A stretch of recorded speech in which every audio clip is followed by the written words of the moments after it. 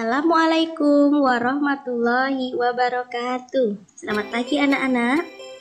Sebelum pelajaran dimulai, kita berdoa terlebih dahulu ya. Berdoa dengan bacaan basmalah bersama-sama. Bismillahirrahmanirrahim.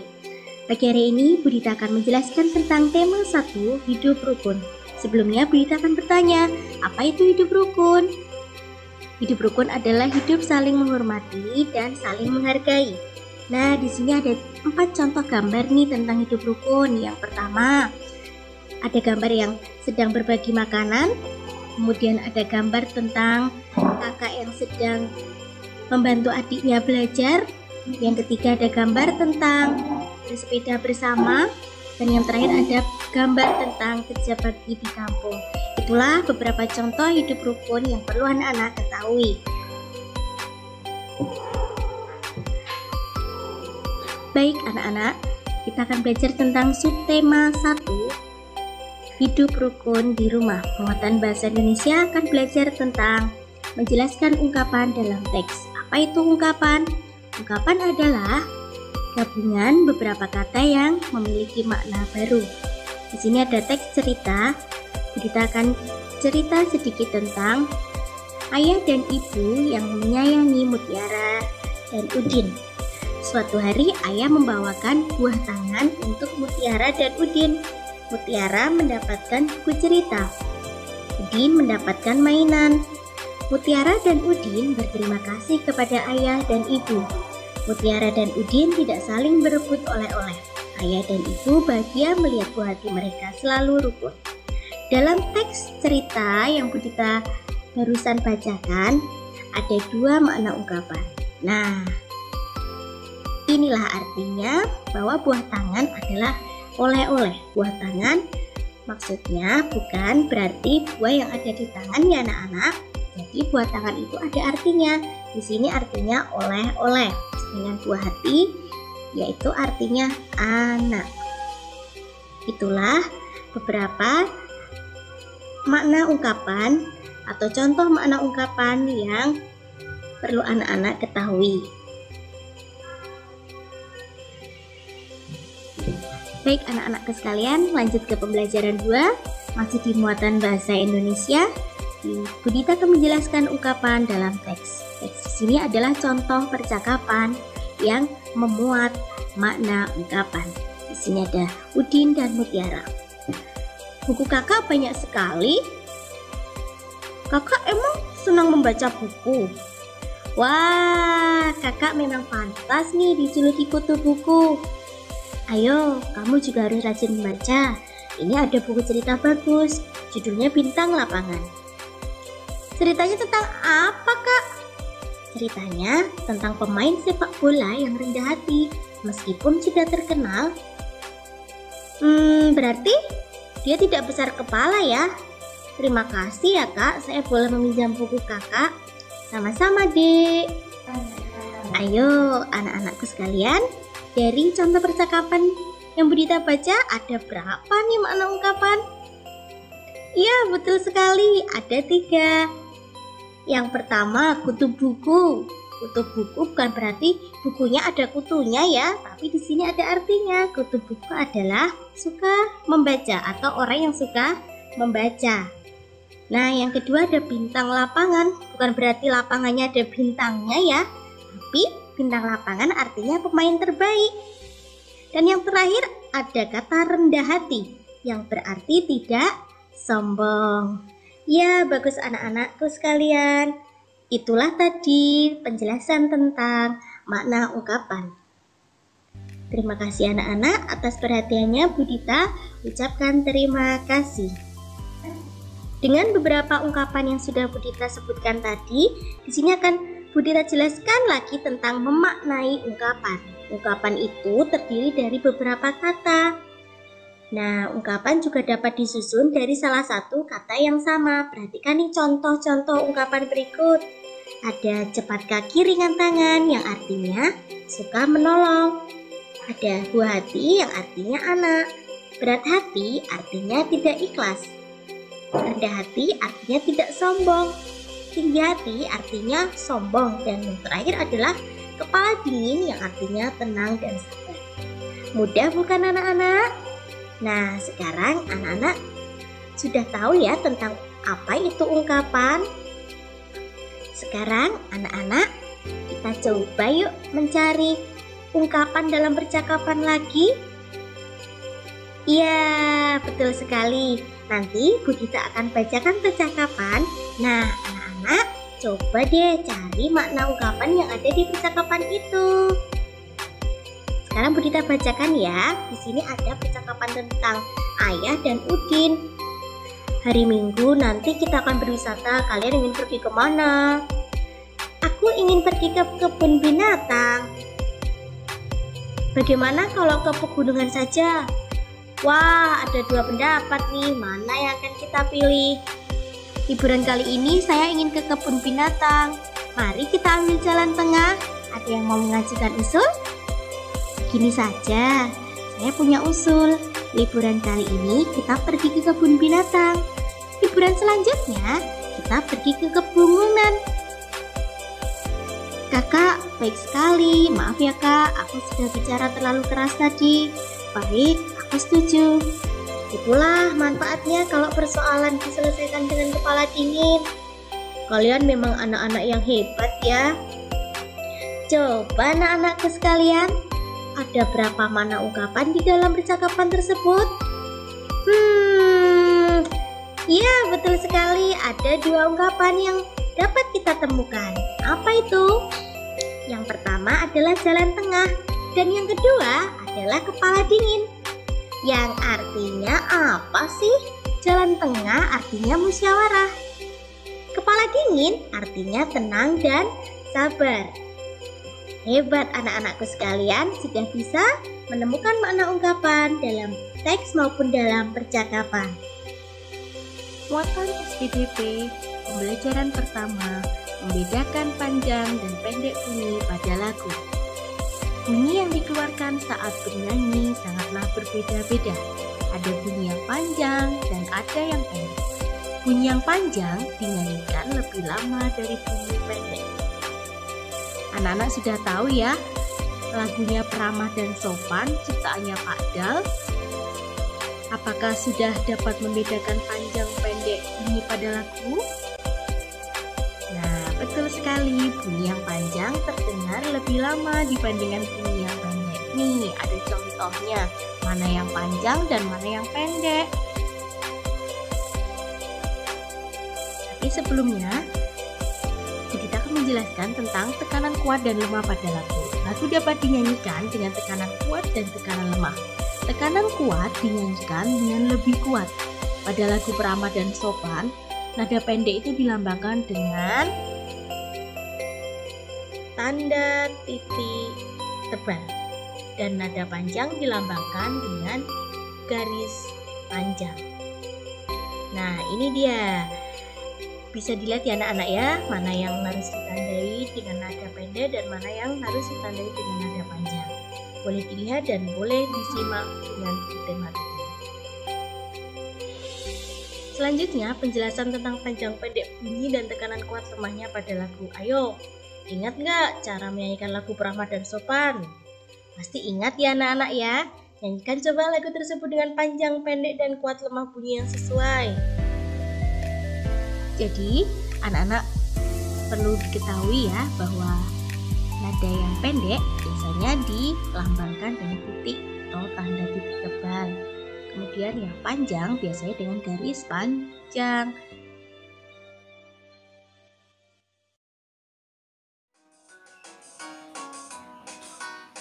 Bukan yang congkak, bukan yang sombong, yang disayangi, handai dan taulan.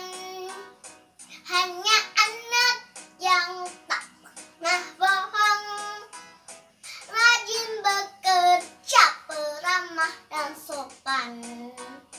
Bukan yang congkak, bukan yang sombong, yang disayangi, handai dan taulan. Hanya anak yang tak pernah bohong, rajin bekerja, peramah dan sopan.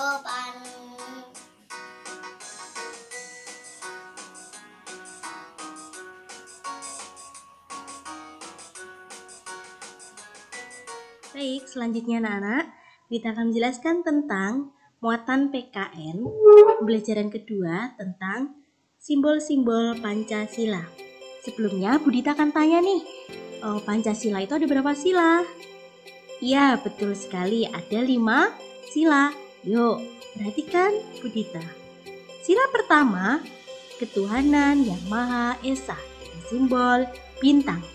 Sila kedua, kemanusiaan yang adil dan beradab, simbolnya rantai. Sila ketiga, persatuan Indonesia dengan simbol pohon beringin. Sila keempat, kerakyatan yang dipimpin oleh hikmat kebijaksanaan dalam permusyawaratan perwakilan dengan simbol kepala banteng. Sila kelima, keadilan sosial bagi seluruh rakyat Indonesia dengan simbol padi dan kapas. Nah, sekarang anak-anak perhatikan nih.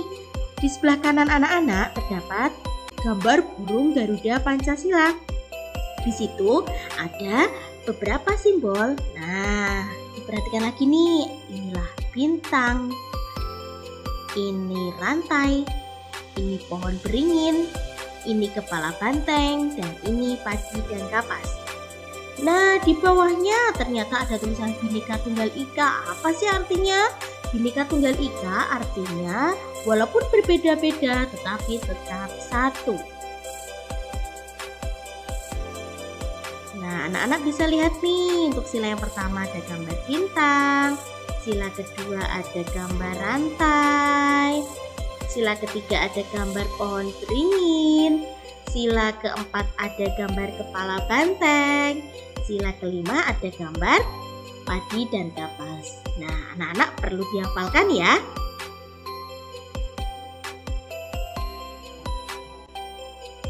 Setelah itu, anak-anak juga perlu tahu nih contoh-contoh pengamalan dari sila pertama sampai sila kelima.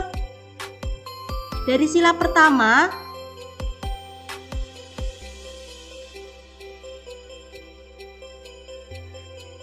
pertama, terdapat gambar tentang beribadah baik di masjid, di gereja, dan juga ada gambar tentang berdoa sebelum makan. Nah, di situ beribadah menurut agama dan kepercayaan masing-masing merupakan pengamalan Pancasila yang pertama. Dan gambar sebelah kanan terlihat kakak sedang membantu adik belajar. Inilah merupakan pengamalan sila kedua. Untuk selanjutnya bisa kita lihat anak-anak pengamalan sila ketiga Pancasila di rumah ya. Nah, masih ingat nggak sih sila ketiga Pancasila itu apa bunyinya? Betul sekali, persatuan Indonesia. Apa sih maknanya? Kita harus memiliki sikap bersatu dan bekerja sama. Setelah sila ketiga, anak-anak perlu melihat contoh pengamalan sila keempat Pancasila di rumah. Sikap yang sesuai pengamalan sila keempat di rumah yaitu yang pertama, menghargai pendapat ayah, ibu, adik saat berdiskusi. Yang kedua, bermusyawarah untuk mengambil keputusan. Yang ketiga, pembagian tugas kerja bakti dalam keluarga. Dan yang terakhir nih, contoh pengamalan sila kelima Pancasila di rumah. Apa aja sih sikap yang sesuai dengan pengamalan sila kelima di rumah? Nah, ini dia ada 3 ya. Yang pertama, hemat dalam menggunakan uang. Yang kedua, adil dalam membagi waktu untuk belajar dan bermain. Dan yang terakhir adalah adil dalam membagi makanan kepada adik dan kakak. Itulah anak-anak contoh pengamalan dari sila pertama sampai sila semangat anak-anak.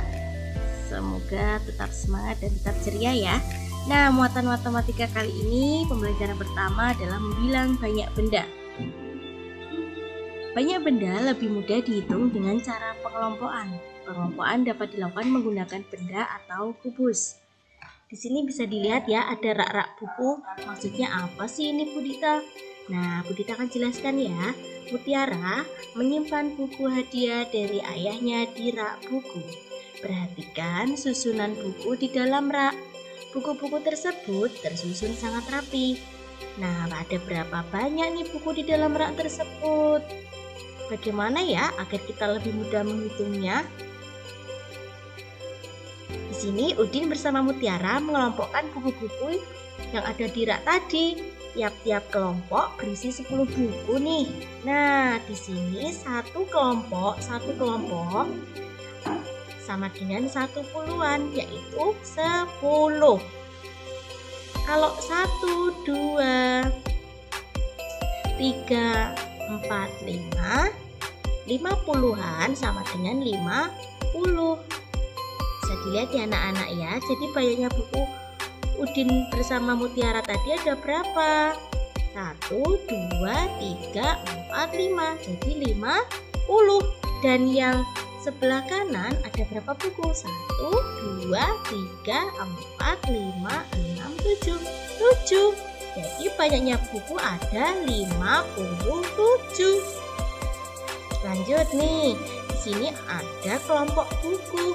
Bukunya ada berapa ya? Kita hitung sama-sama yuk. 1, 2, 3, 4, 5, 6, 7. Setiap buku ada 10. Kalau 7 berarti ada berapa ya? Ya, betul sekali, ada 70. Dan yang satunya ada berapa? 1, 2, 3, 4, 5, 6, 7. Ada 7. Berarti 70-an sama dengan 70.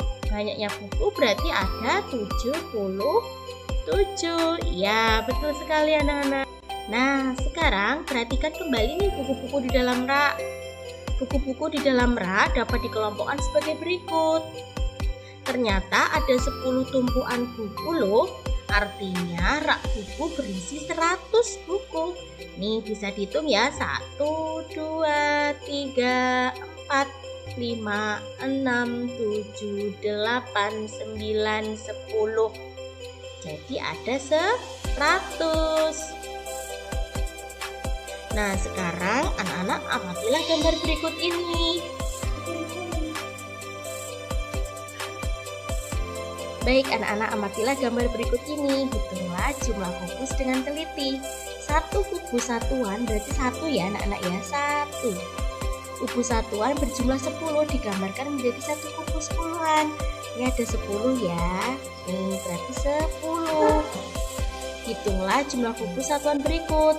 Kubus puluhan berjumlah 10 dapat diganti dengan 1 kubus ratusan. Ini kalau dipisah seperti ini anak-anak. 1, 2, 3, 4, 5, 6, 7, 8, 9, 10. Ada 100 ya. Nah, sekarang dijadikan 1 dalam bentuk kubus seperti ini. Kubus ratusan digambarkan dengan kubus satuan berjumlah 100. Nah, diingat-ingat ya, dalam satu kubus biasanya gambar ini ada 100.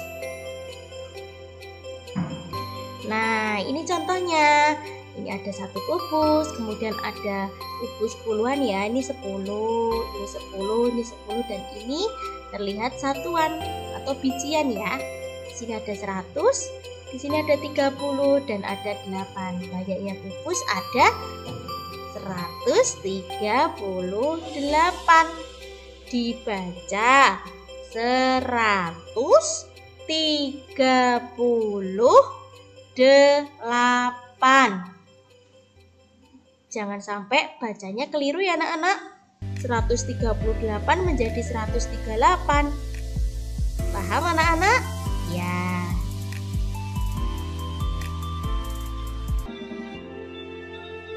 Selanjutnya, pelajaran ketiga matematika membaca dan menyebutkan lambang bilangan. Ada banyak bilangan di sekitar kita, misalnya bilangan di nomor tiket, nomor rumah, atau nomor peserta lomba. Bacalah lambang bilangan berikut ini ya. Nah, terlihat nih Udin mendapatkan juara lomba menggambar dengan nomor peserta Udin 232 atau dibaca 232. Bisa dilihat. Nah, ini kubusnya di sini ada 1 kubus kan 100. Kalau 200 berarti 2 kubus. Nah, di sini ada 30. Yang berarti kubusnya 1, 10, 20, 30. Yang terakhir satuan atau bijian dihitung ada Ada berapa ini? 2, 1, 2, 2. Nah, sama dengan 232. Angkanya 232. Dibaca 232. Contoh lainnya, bisa dilihat ya anak-anak ya. Ada 345. Ada 476. Itulah contoh-contoh cara menyebut lambang bilangan. Pembelajaran yang keempat, menentukan nilai tempat suatu bilangan. Perhatikan nih nilai tempat bilangan tersebut. 1 itu kan biasanya 100. Jadi nilai tempat bilangannya adalah ratusan. Nilainya 1. 2 20-an, 20 puluhan, nilainya 2. 1 satuan, nilainya 1. Setiap angka pada bilangan memiliki nilai yang berbeda tergantung tempatnya. Lanjut ya, untuk membaca dan menulis lambang bilangannya lagi. Di sini ada contoh nih, tiket masuk ke kebun binatang tertulis nomor 354. 354 digambarkan sebagai kubus satuan sebagai berikut. Di sini lihat ya, kubusnya ada 3, 1, 2, 3. Kemudian ada puluhannya 1, 2, 3, 4, 5, yang berarti 50 dan satuannya ada 4. Kita lihat ya, 1, 2, 3, 4. Banyaknya kubus ada 354. Nih, cara nulisnya seperti ini ya anak-anak. Mudah bukan? Pembelajaran matematika sangat mudah jika anak-anak